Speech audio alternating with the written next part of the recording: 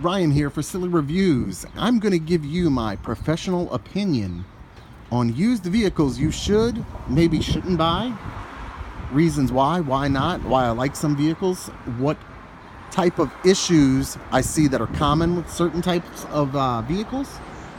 And you can take it all with a grain of salt, but I've had experience reselling vehicles for 3 years, on and off, done a lot of research, experienced a lot of things firsthand, and we're just going to have a walk around, enjoy myself, kill some time on a slow Saturday. And here we go. So the first vehicle that we see here, this is a Hyundai Elantra. I think this is around a 2015 model. If you've seen a previous video of an Elantra when I rented one for a long drive, you'll know that I'm kind of fruit for Hyundais, especially the Elantras, especially the newer ones. If you can pick up a Hyundai Elantra under 100,000 miles, 2012 on up, you're going to get a nice, reliable car. They have the best warranties in the game. For new owners, when you get it pre-owned, you might not get that full warranty. It might cut off at around 60,000 miles. But these are good, economical, reliable, safe vehicles. I love an Elantra. They have great prices.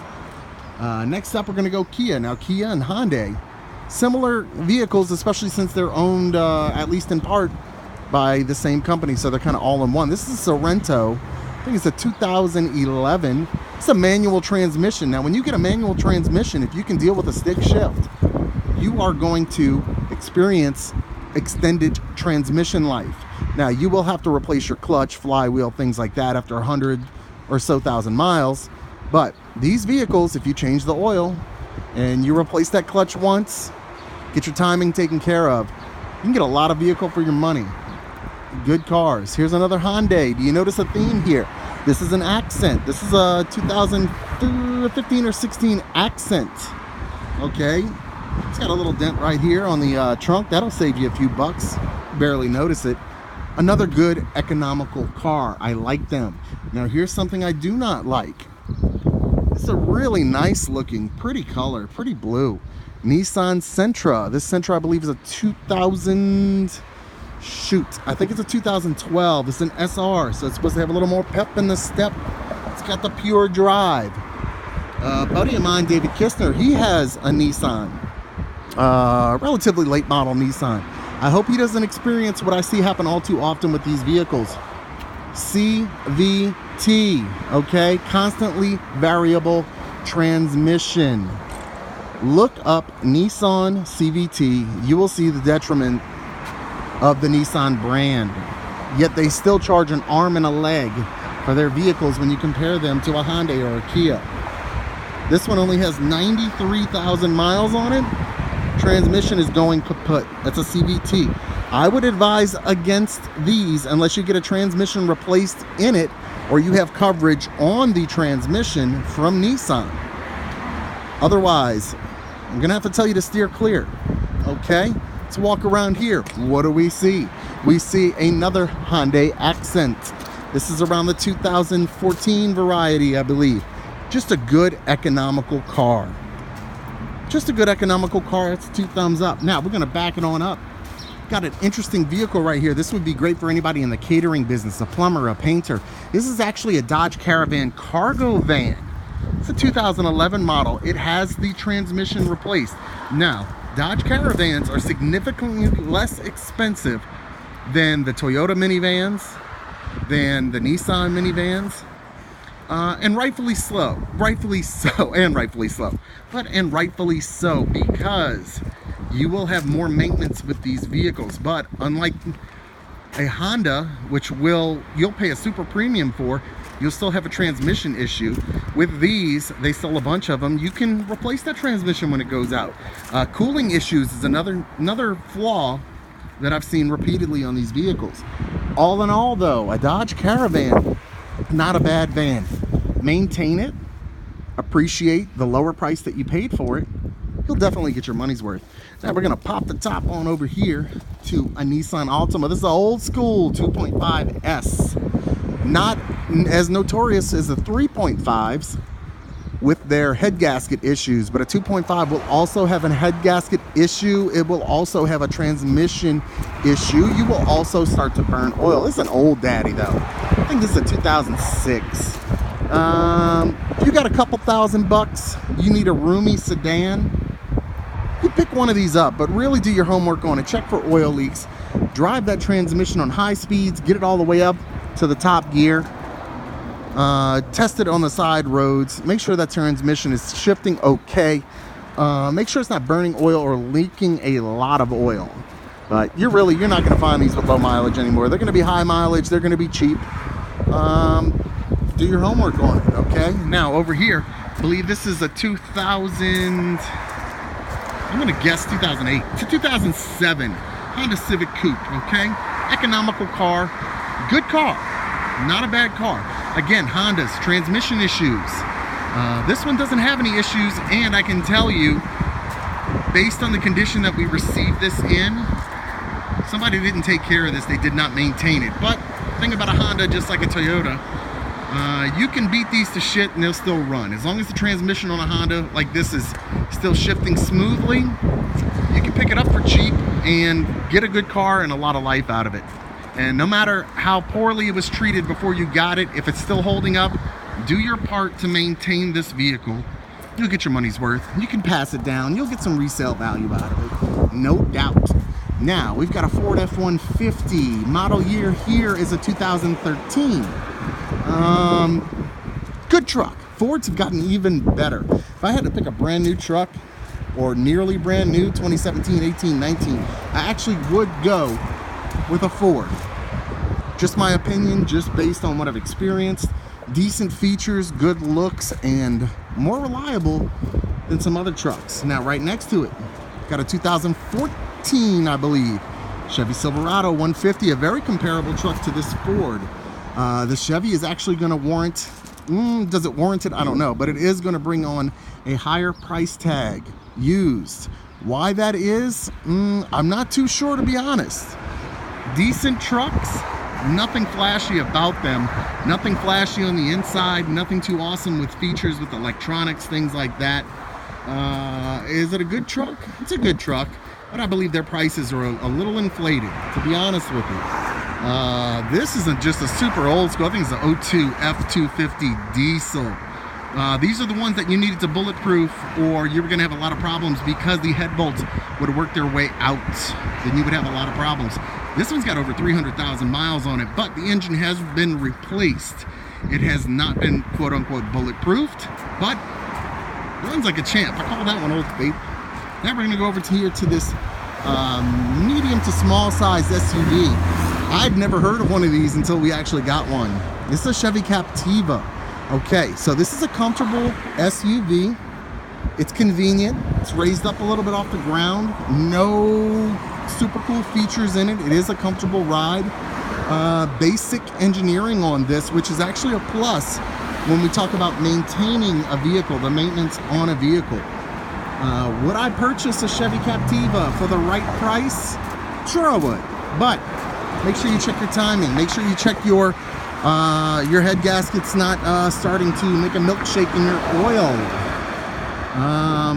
This was a fleet vehicle, and you can see it's in the highway. You can always tell something's got some highway miles on it when it's got rock chips like this on the front of the hood and up on the front of the roof. Okay, move it on down. Now we've got some premium prices on some used vehicles. This is a Toyota RAV4. It's a 2011 low mileage. These things, they cost a lot of money, and for good reason. You're not going to get this at a price as you would like a Hyundai Santa Fe, Kia Soul, things like that. It's because it's Toyota, and as 2011, it's a quality vehicle. It really is. Big thumbs up, but you also have to have the bucks to afford something like that. Now we're going to take a look at 2002 Mercedes ML500, 160,000 miles on this vehicle. Normally, I would say do not buy a Mercedes unless you know what you're getting yourself into regards with maintenance, things breaking down. I also don't like how cheap Mercedes are on the inside. Yeah, it's got leather, but everything is plastic. Too much plastic. Now this thing is a beast. This is from '02. This is when I think quality control over at Mercedes was still solid. And we have a pretty low price on it here. I'd actually recommend it. You're not going to get great gas mileage on it. It's a gasoline vehicle, not diesel. But it is a sturdy beast. So can't hate on it too much if you get it at a low price. Now we're going to move over to a 2011 Hyundai Santa Fe. I like a lot of things about this, especially as the Santa Fe's got newer. But this, I believe, is the first year of a new body style and I believe a new engine. So we get some new engineering in this. This one is a little bit pricey because of the mileage. This one barely has any miles on it. But if you saw a 2011 Santa Fe and you liked it, felt good, sounded good, smelled good, I'd get one. I'd certainly get one. Now, Kia Forte. We're talking about a 2014 Kia Forte here. This is a high mileage vehicle. It runs okay, but what I noticed with these, the smaller, the Kias, the little sedans, lots of sensor issues. I've noticed that often, too often. Lots of sensor, oxygen sensors, crank and camshaft sensors. You're going to deal with sensor issues constantly. At least that's been my experience. Nice little cars, overall reliable if you can keep putting the money into those little parts, because the sensors, there's something up with those, something up with them.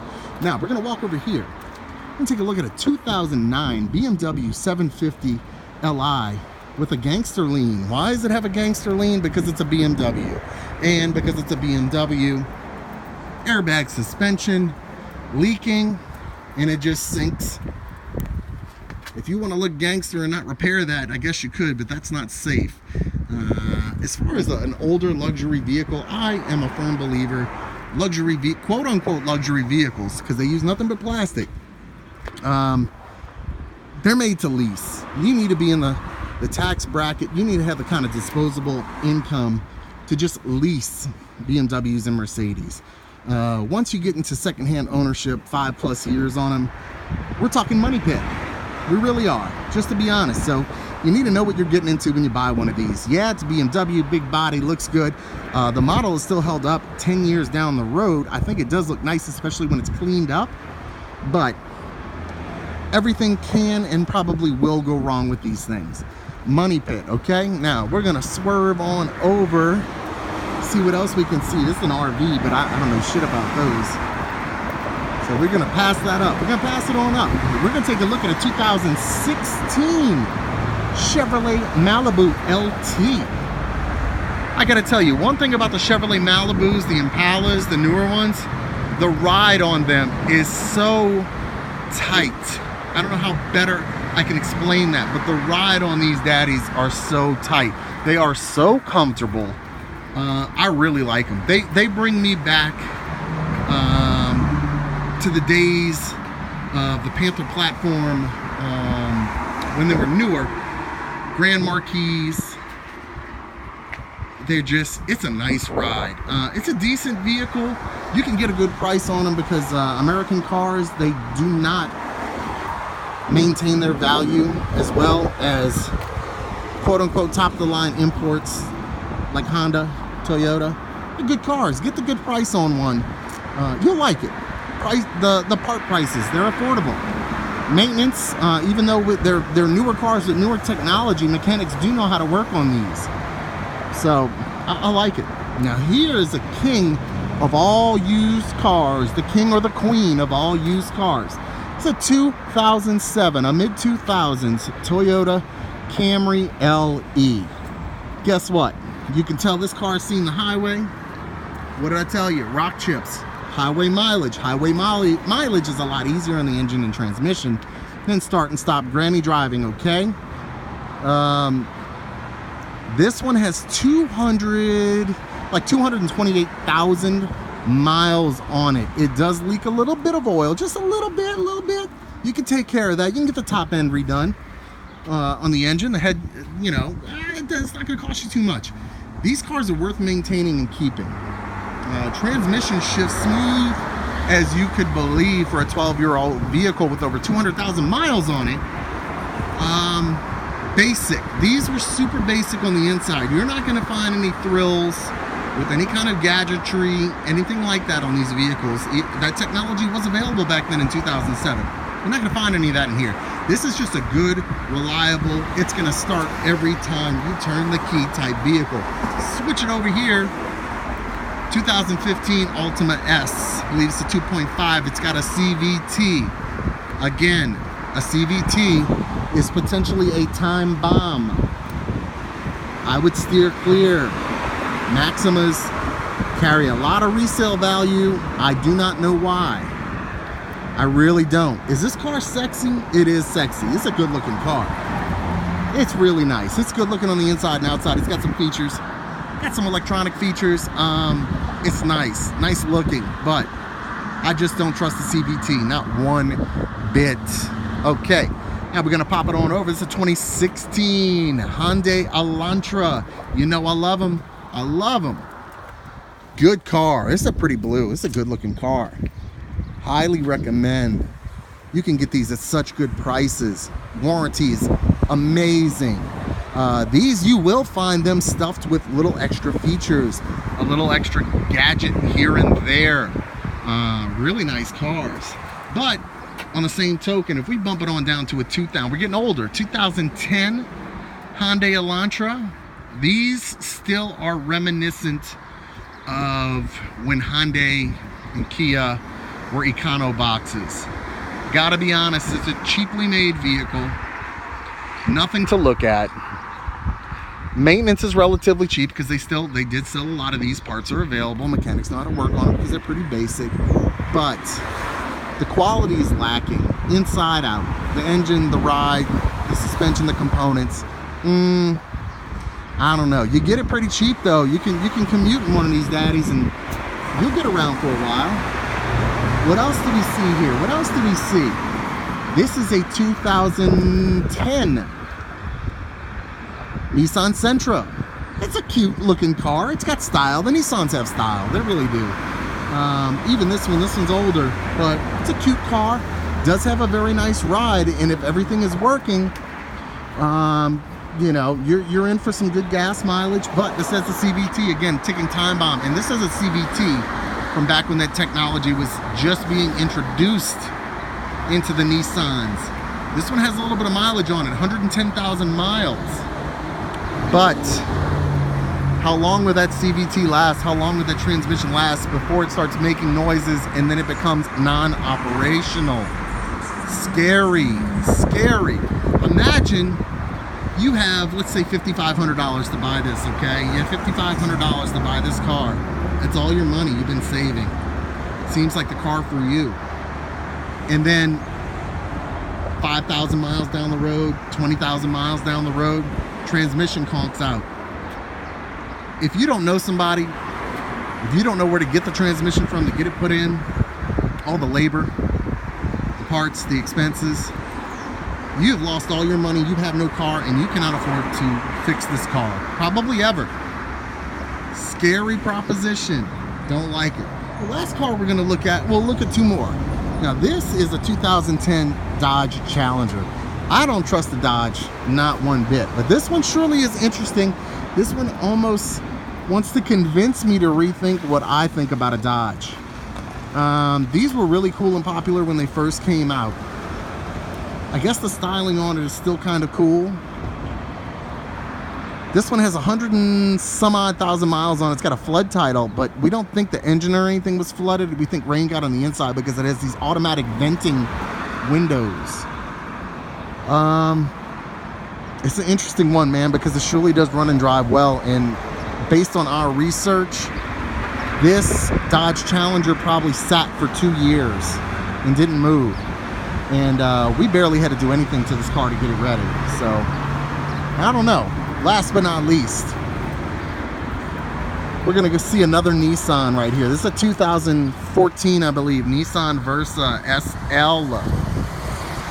This car hasn't been sold in 2 years, and you want to know why that is? Bet you could take a guess if you've been paying attention. CVT. Transmission went out. It still shifts, but it is so noisy, and it sounds like the internals on that are just ready to go. So I hope you found this interesting. Well, this is an interesting car too. We're gonna keep going. We're gonna keep it going. Hold on a second. It's a Volkswagen Jetta 2010 turbo diesel. Rare car out here, man. I just don't see a lot of these diesels out here. You don't see diesels in cars anywhere. Not in America, but not down here. I don't know. This is kind of a sexy little wagon here. Good car. Phenomenal gas mileage. This thing can get 40 miles to the gallon like it's nothing. Over that if you're on the interstate. Pretty cool. It's got some nice features. The leather on these. I love the design. It feels so good. Rides so good. It's an interesting car. I'd get one of these. Learn about a diesel though. Learn about it. It's good to have a diesel mechanic in your back pocket too, just in case, you know, you want to hold on to this car and keep maintaining it. It is kind of a sexy ride though. What do we have here? We have a Hyundai Accent. This is a 5-door. This is a hatchback. This is just a good little economical car. It's 2016, low mileage. Rides tight. Newer Hyundais, I love them. That's it. I love them. Now you've seen this in other videos. Look at what we have sitting here. This is the 1974 all original Ford Mustang. It's been through the family. It's been resold. Still got to figure out how to get a title on this thing. There's not much to say about that. One more car. Okay, we need to do a little work, a little fixing on this. This is a Honda Odyssey. Honda Odysseys. Really nice vans, really good, surprisingly decent on gasoline. Problem you're gonna have with these, with the Honda, is gonna be the transmission is gonna be the first thing to go. You can neglect this vehicle and not change the oil and drive. Your engine's still gonna keep pumping, but that transmission's gonna go on you. But when you're talking about a premium van, the Honda Odysseys are nice. They also ask for premium dollar. So, I don't know. Would you be better off getting a Kia Sedona? Would you be better off getting a Caravan? Depends on what you want. The Honda Odysseys and the Toyota Siennas, they usually have extra features on them. Some updated gadgetry. One more car. Here we go. Last one, I promise. So, this is a Chrysler 200. We've seen many of these come and go. They do not have a good reputation. They have piss poor resale value on them. Probably for good reason. There is a demographic of people who just love the way the 200s and the 300s look. That's good, but you want reliability and you want to hit the streets and drive. You want to commute. You're a hardcore commuter. I'd steer clear of these. Anyway, it's almost time for me to knock off. My name is Ryan. For Silly Reviews, if you have any information you'd like to share about all these vehicles that I've talked about, please leave it in the comments. If I'm wrong about something, leave it in the comments. If you've had experience that lines up with what I've told you about one of these vehicles, do share. So anyway, Ryan for Silly Reviews, I'm out.